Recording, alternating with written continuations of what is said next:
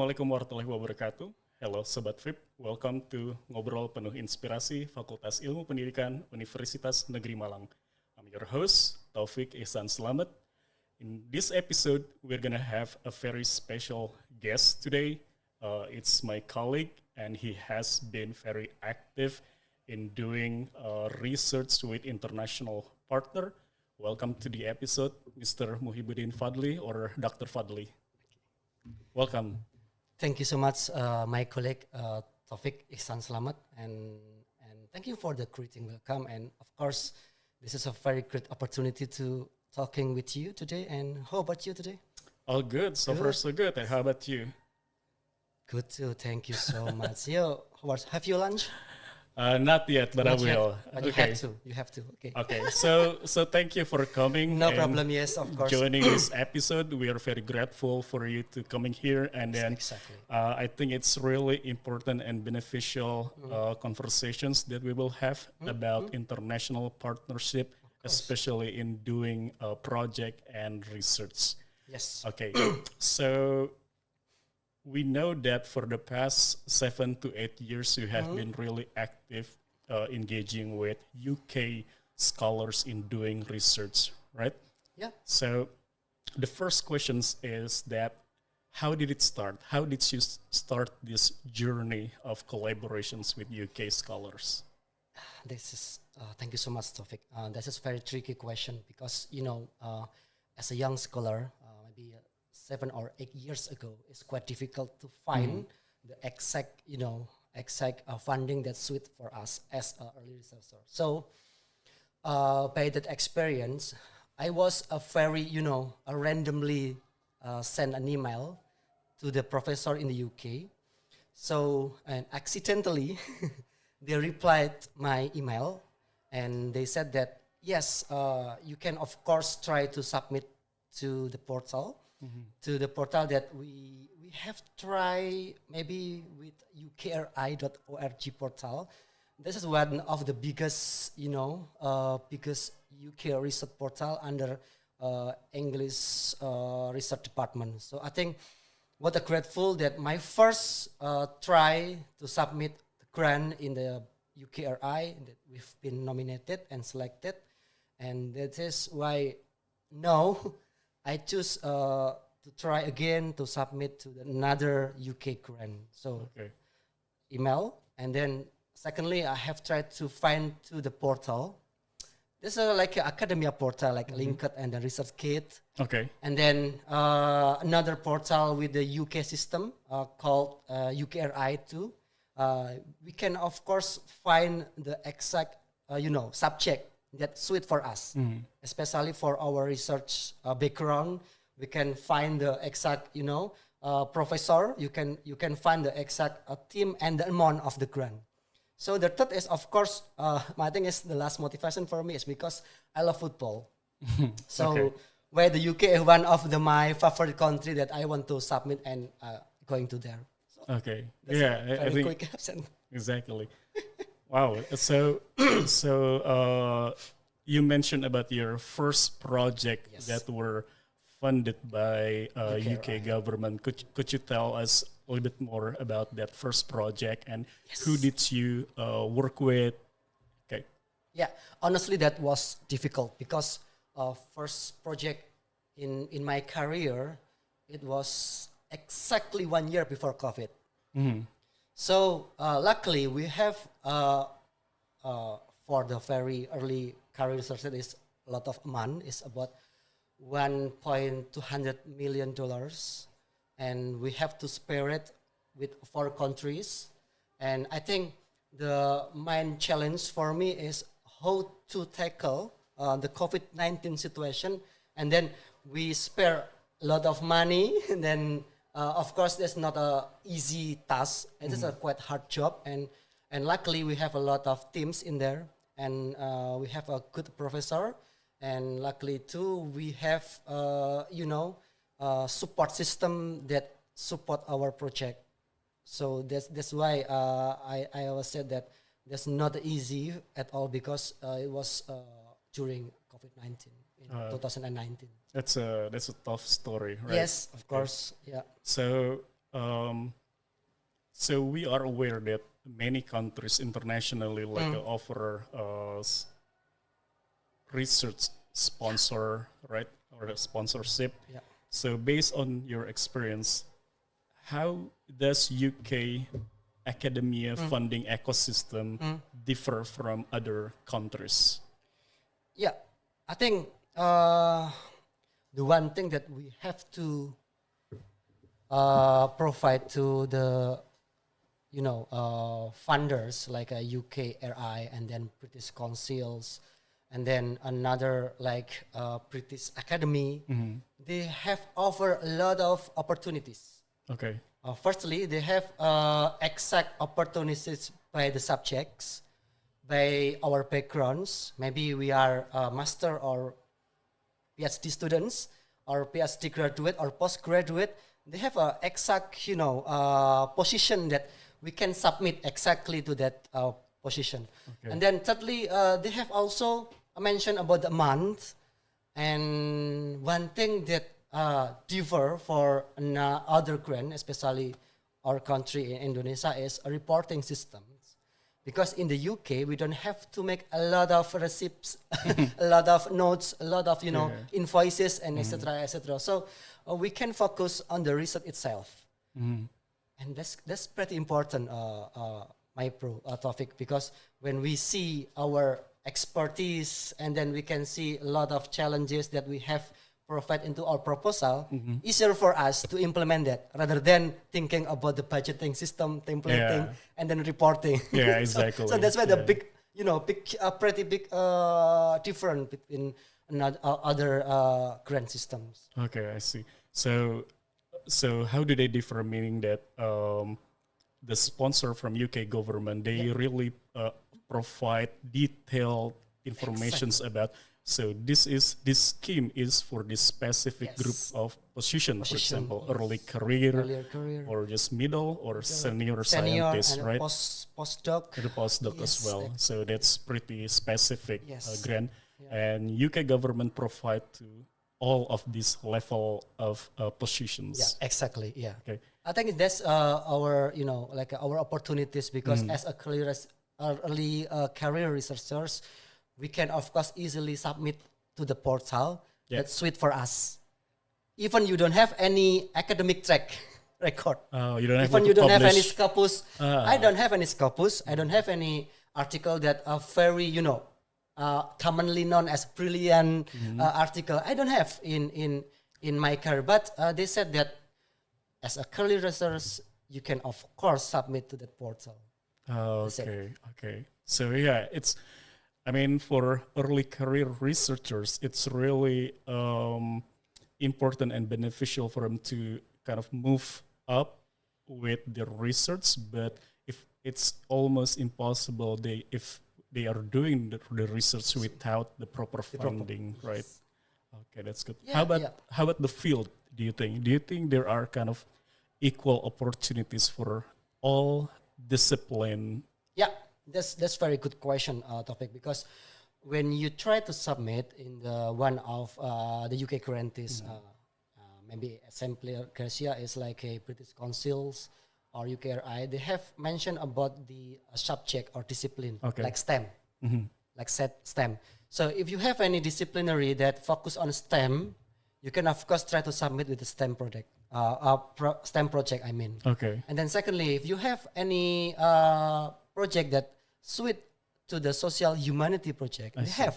Yeah. So they have a very good categories between STEM and then social humanities, and then they have AI tools. They have specific AI tool system proposal too, and then health and science. And the most important thing, they have to connect with the SDGs. SDGs, SDGs. That's the keyword now. Goals. Sustainable development goals, and then they have to connect with the disability or inclusive education, right. And then they have to connect with the gender equality, because UK is quite strict with the gender equality, and then inclusivity in terms of the education sector. So those are the tips to try. whoever your subject. Okay, so that's good news, right? So UK government really give equal opportunities for Exactly. across discipline and subject. Oh, that's pretty interesting. Yes. So let's dig deeper into UK based international funding, right? So what are the main types of international funding available? Like what kind of organizations within the UK government that really provide opportunities for international scholars to do research? I know British Academy specifically gives for social and humanities. Social and humanities. What are other organizations inside the country? Let's say my previous mention is about the British Council, because they have a branch in Jakarta that each year they always nominate a grantee for Indonesia. So I think I can say top tier of the British Council in the one, because it's quite common to Indonesians. They have a lot of opportunities, like I mentioned before, about the gender equality, and then inclusivity and going global partnership. Okay, so that's for British Council. That's for British Council, and then more more strict, because the participant, they have to come from Southeast Asian is for British Council. Secondly, we have UKRI. United Kingdom Research Innovation. Okay. It's much competitive, because the participants come across the world, and we have to compete with all participants, maybe from Asia, from Japan, from China, and then from the UK university itself. So the key of the UK grant research is you have to connect with the UK universities first. Sure. When you have a UK universities connection, you can submit together. All the principal investigator from the UK can submit, and you are as a co-investigator or principal investigator from Indonesia. So I think the third is it is quite specific, because the third is for sevening. Sevening is mostly for master or PhD students, and grant. I think it's they have to be nominated by sevening itself. So I think it's quite exclusive. And the fourth is maybe you mentioned about British Academy itself. British Academy is pretty easy to submit, because they don't have to be you have to be sevening applicants. You can be a general scholar coming from maybe Southeast Asian countries like Indonesia. So I think easier to submit. Firstly is British Council, secondly is UKRI, and then thirdly is British Academy. So that's one of the those are very very common to submit by Indonesian scholar. Okay. So this will be the most important questions, and also $1 million questions for all scholars in Indonesia. I believe that's a very difficult question. Okay, this is gonna be difficult. So just brace yourself. Okay, I'm ready. It's very fundamental. Okay. So for those who do not have connections or networks outside Indonesia academia ecosystem, like they want to reach out to UK-based scholars, how do they do it? How do you think they should do it? And what makes scholars from UK are convinced to work together with Indonesia early scholars? Exactly, that was a very difficult question. Now, depend on my experience in my past, that we have to email one by one, and to be honest, I have sent more than 100 emails. It's a messy process. It's a messy, long, time-consuming process, right? That definitely yes. But I have a proof that I have a lot of sent documents that maybe around 5% that they got replied. 5%. Only 5% out of 5% is 3% is they rejected, and 2% is responded. I see. Okay. And now this is a good facts, and today is quite easier to submit, because we have a lot of platform that UK scholars use. Okay. Like LinkedIn. Okay, like UFA a quite familiar, social, social academic scholar platform. And then secondly, a research kit that they pretty, pretty easy to access and pretty easy to see that they have a lot of announcement that they receive the grant. You can, of course, try to filter and then choose the UK campus, Okay. and then try to see what is the grant available. When you try to choose one, an example, right? When you try to choose one and then you can see the professor, try to contact them with email or message to the research kit directly. Easier, right? Okay. So when they get reply, maybe I presumably I believe that it doesn't take long. Maybe 2 days or 3 days they will reply you, and then you can see their response and try to have a meeting, online meeting first. Oh, scheduling. The online meeting. And then timetabling and what is your grant that you are going to submit. Sure. In case maybe you are going to submit in the British Council, so you have to aware with the timelines. Yeah. Try to stick with the timelines and then try to connect with the professor.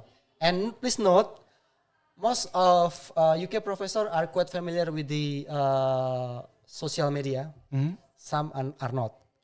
So you have to ask them, they are quite familiar with a platform like a research kit or not? Because when even they have a research kit, they didn't get it. Maybe they have to email it and etc. But in vice versa, maybe they're quite open to public. They share their WhatsApp contact. Luckily, my professor is open to public, and I have their WhatsApp contact, and I can directly WhatsApp them. And when they have any opportunities, they directly WhatsApp me. Oh. And Fadhli, try this. No, so thanks friendly. to God. Yeah, thanks to God that for almost 5 years now, we have a very good, coordination with them. And I think it started with the very difficult situation, like I mentioned before. The COVID-19 situation. Yeah. Okay. So there are multiple ways to reach out. Definitely. Do not hesitate to reach try. them out. Okay, and it doesn't have to be formal email. Correct. You can reach out via social media, especially for the professional social media one. Yes, right? Definitely. Yeah. Okay, so this will be last questions. Okay. Finally. The final destinations in our podcast episode. Good. Okay, it's gonna be very mild to difficult questions based on your experience. Okay. What advice would you give to early career researchers who are seeking UK-based funding? I have a phrase that maybe quite common and general that we are very well known is like, you never know if you never try. You never know if you never try. So the first thing that you have to do is try. Okay. When we try everything that we have discussed today, maybe we can start to make an research kit account that we have to active in there.